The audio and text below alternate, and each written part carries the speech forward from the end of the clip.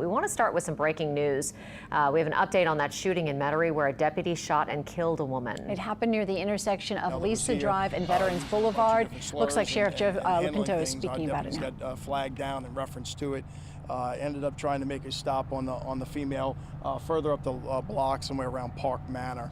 At that location, she dragged one of my officers down on the side of the car for I don't know how many feet, but for a while, a small mini pursuit, I guess, occurred the few blocks down here with several of my officers trying to stop the vehicle that had just dragged the officer.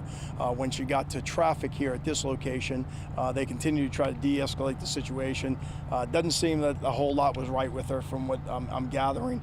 We have not taken statements from our deputies yet, but from what I understand, it didn't appear that she was right. And they were trying to de-escalate it. One of our deputies was on top, in front of the vehicle again, trying to get her to stop.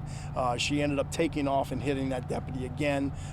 That officer did not fire because didn't have the opportunity to do so. I had another officer on side of the vehicle that fired into the vehicle after he struck the deputy here for the second time.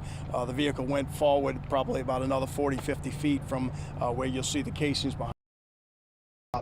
She is deceased on the scene. We're waiting for the coroner's office to arrive in order to process it. Like any investigation, homicide investigation, our job is to make sure we collect the evidence. The coroner's office will come process the scene and take all the statements of witnesses. I understand obviously there's additional witnesses at other scenes, so give my detectives a little while to work in order to figure out exactly what happened. But that's the gist of what I have right now, and we'll do our job accordingly.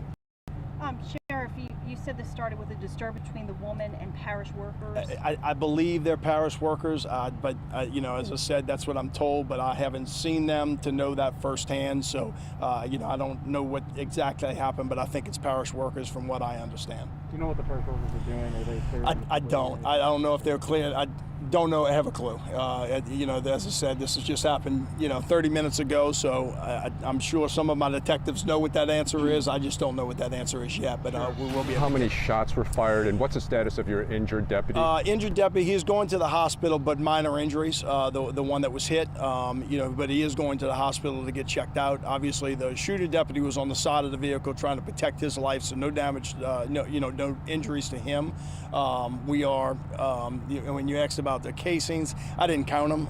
If I had to take a guess, there's probably 8 or 9, shots fired there, but we will, certainly do a magazine check and collect the casings on the scene to get an accurate number. But that's just a guess from me what I saw on the scene. Sheriff, was anyone else in the vehicle with her? No, there was no one else in the vehicle.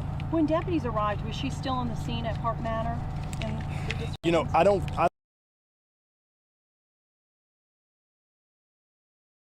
Was when the original incident occurred. I know it's close to where the disturbance occurred, but I'm not 100% sure how close that was.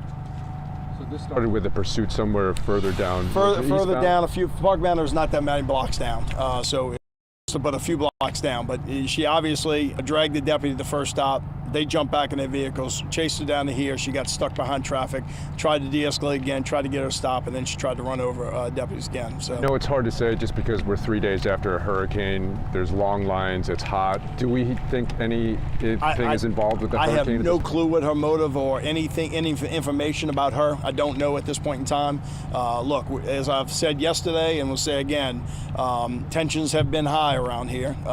These things are happening. I mean, the disturbances at gas stations we're getting a bunch of them right now. Still, doesn't lead to this where you try to run over a deputy. I don't care what the tensions are.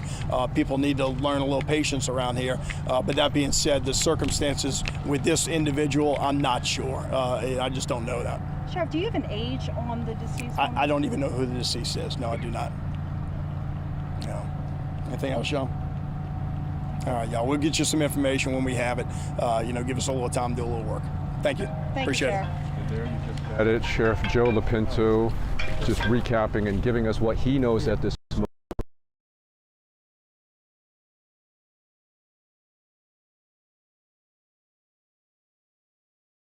Dan, from what the sheriff was describing, this happened as a disturbance, is what they're calling it here. Park Manor, which is further east of here, but as you head westbound on Veterans coming down here near just past the Wendy's. You can look behind me. That is the BMW, that is the victim's car that was, according to the sheriff, used to shoot one of the deputies and then hit one of the deputies. At that point, other deputies opened fire, killing the woman. We have very little information. The sheriff has very little information on the victim at this point. At this time, many people, because it's the third day after Hurricane Ida, tend to jump to conclusions of whether that was related to staying in long lines, looting, so on and so forth. The sheriff just, at this point, doesn't have information on that, but he did warn people that at this moment, in these occasions, tensions do run high, and we have to be mindful of our temperament.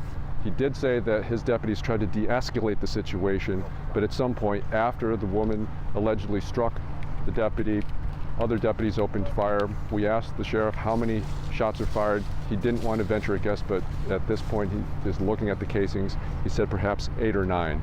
We'll certainly try to get more information on this developing situation, but again, the latest here in Metairie, the driver of that BMW SUV is now dead after a Jefferson Parish deputy opened fire.